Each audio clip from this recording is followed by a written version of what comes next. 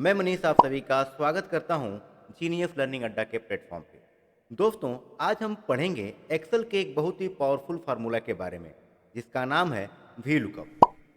इसे एक magical formula भी बोला जाता है। इसकी मदद से यदि बहुत बड़ा डेटा है तो एक वैल्यू के आधार पे आप उससे रिलेटेड सारे डेटा को निकाल सकते हैं। मैं वी लुकअप को बेसिक से एडवांस लेवल तक आपको पढ़ाऊंगा। आज के इस पार्ट में हम केवल वी लुकअप का इंट्रोडक्शन समझेंगे। तो आइए बिना किसी देरी के स्टार्ट करते हैं आज की ये क्लास।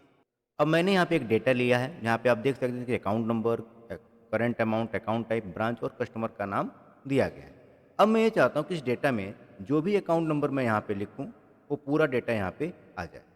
तो इसके लिए मैं यूज करूँगा वी लुकअप का फार्मूला। तो सबसे पहले मैं क्या करता हूँ कि अकाउंट नंबर का यहाँ पे ड्रॉप डाउन लिस्ट बना लेता हूँ। तो लिस्ट बनाने के लिए क्या करेंगे, आप जाएंगे डेटा टैब में, डेटा से आपको जाना है डेटा वैलिडेशन में और यहाँ जाएंगे आप डेटा वैलिडेशन और यहाँ पे आप अलाउ में आप सेलेक्ट करेंगे लिस्ट और यहाँ सोर्स में जाके मैं इस पूरे रेंज को ले लेता हूँ और जैसे ही मैं ओके पे क्लिक करूँगा आप देखेंगे यहाँ पे लिस्ट बन के आ गया है।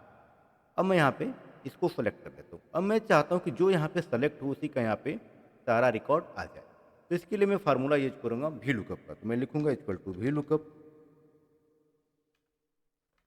अब यहाँ पे पूछ रहा है आपसे कि लुकअप वैल्यू। लुकअप वैल्यू का मतलब होता है कि आप किस आधार पे डेटा को यहाँ लेके आना चाहते हैं। तो मैं चाहता हूँ कि जो अकाउंट नंबर यहाँ पे लिखा जाए उसी का डेटा यहाँ पे आ जाए। तो सिंपली मैं क्या करूँगा, इस सेल को सेलेक्ट करूँगा।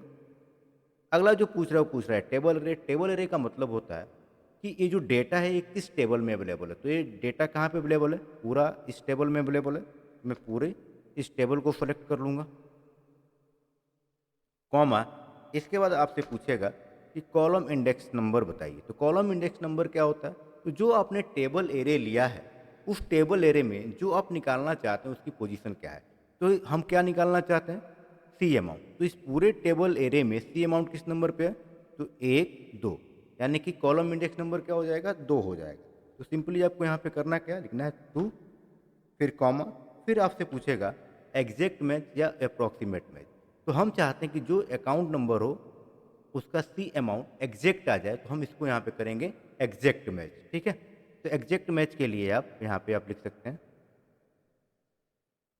जैसे मैं बैक कर देता हूँ और लिखता हूँ कॉमा। तो आप देखेंगे पूछेगा कि आपको अप्रॉक्सीमेट करना है या एग्जैक्ट। तो हमको एग्जैक्ट करना है, तो इसके लिए तो आप इसको सेलेक्ट कर लें फॉल्स वाले को, या फिर आप जीरो भी लिख सकते हैं। तो सिंपली मैं इसको सेलेक्ट कर लेता हूँ और जैसे ही मैं इंटर हिट करूँगा आप देखेंगे यहाँ पे इस अकाउंट नंबर का, एक वाले अकाउंट नंबर का यहाँ पे सी अमाउंट 5,000 आ गया है। देखिए यहाँ पे एक का ए 5,000 आ गया है। ऐसे ही मुझे यहाँ पे अकाउंट टाइप पता करना, तो इसके लिए भी फार्मूला हो जाएगा equal to V lookup.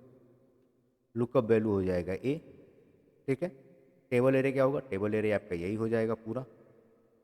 Column index number क्या हो जाएगा, तो अब इस टेबल एरे में अकाउंट टाइप किस नंबर पे है, तो 1 2 3, तो क्या लिख देंगे 3। और एग्जैक्ट मैच के लिए हम जीरो भी लिख सकते हैं। तो मैं जीरो लिख के जैसे इंटर करूँगा देखो आप यहाँ अकाउंट टाइप आ गया है। ऐसे ही मुझे ब्रांच पता करना है, तो मैं लिखूंगा equal to VLOOKUP, lookup value A, comma, table array हो जाएगा आपका ए, कॉलम इंडेक्स नंबर क्या हो जाएगा, तो 1 2 3 4, तो 4। और एग्जैक्ट मैच के लिए हम लिखेंगे जीरो। ऐसे मैं कस्टमर का भी निकाल लेता हूँ, equal to VLOOKUP, lookup value, comma, table array आपका पूरा ही हो जाएगा। ठीक है, फिर कॉलम इंडेक्स नंबर, तो कितने नंबर पे है, तो 1 2 3 4 5, तो लिखूंगा मैं 5। और एग्जैक्ट मैच के लिए जीरो। तो आप देख सकते हैं एक रिकॉर्ड के आधार पे सारे रिकॉर्ड यहाँ पे आ चुके हैं। अब जैसे मैं यहाँ पे बदल के दिखा देता हूँ, जैसे मैं यहाँ पर ले लेता हूँ 4, तो 4 का देखिए यहाँ पे ये सारा रिकॉर्ड आ चुका है। अब देखेंगे यहाँ 4 पे क्या है, 4 का क्या है, 15,000, सी डी, सेंट्रल, एग्जिस्टिंग। तो क्या आ रहा है, सी डी, सेंट्रल और एग्जिस्टिंग। तो आपको समझ में आ गया होगा कि वी लुकअप हम कैसे लगाते हैं। लेकिन यहाँ पे एक प्रॉब्लम ये है कि यदि ऐसे ही बहुत सारे फील्ड होंगे तो आप वी लुकअप फार्मूला लगाते चले जाएंगे। तो हम ये चाहते हैं कि इस फार्मूले को डायनामिक बना दिया जाए।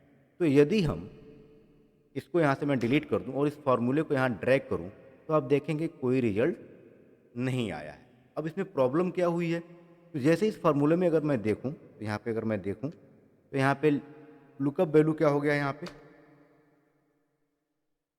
I2 हो गया है, लेकिन एक्चुअली इस फार्मूले के लिए भी लुकअप वैल्यू यही होना चाहिए, यानी कि ये चेंज नहीं होना चाहिए। यहाँ पे आप देखेंगे तो क्या हो जाएगा, यहाँ पे आप देखेंगे तो क्या होगा, यहाँ पे हो गया I3, यहाँ पे क्या हो गया है, यहाँ पे क्या हो गया है, यहाँ पे I4 हो गया है, यानी कि लुकअप वैल्यू तो सबके लिए सेम है। तो हम क्या करेंगे, इस पूरे फार्मूले में इसको यहाँ पे फिक्स कर लेंगे।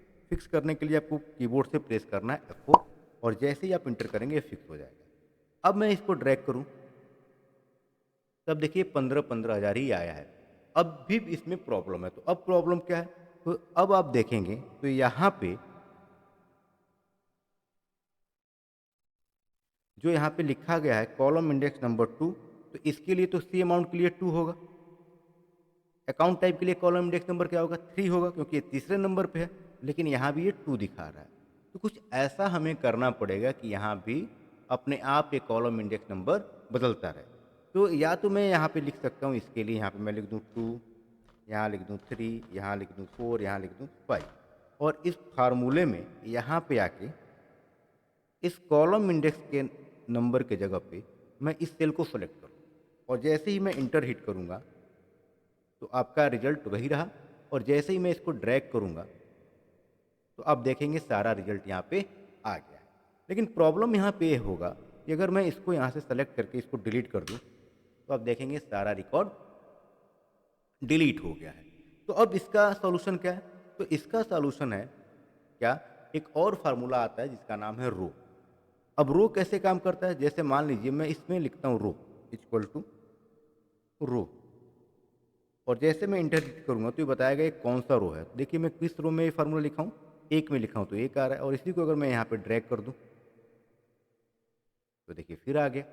लेकिन यहाँ भी प्रॉब्लम यही होगा कि अगर इसको यहाँ पे डिलीट किया जाए तो ये सारे फार्मूले का वैल्यू एरर आ जाएगा। अब इसी रो का यूज हम कॉलम इंडेक्स नंबर की जगह पे कर लेंगे।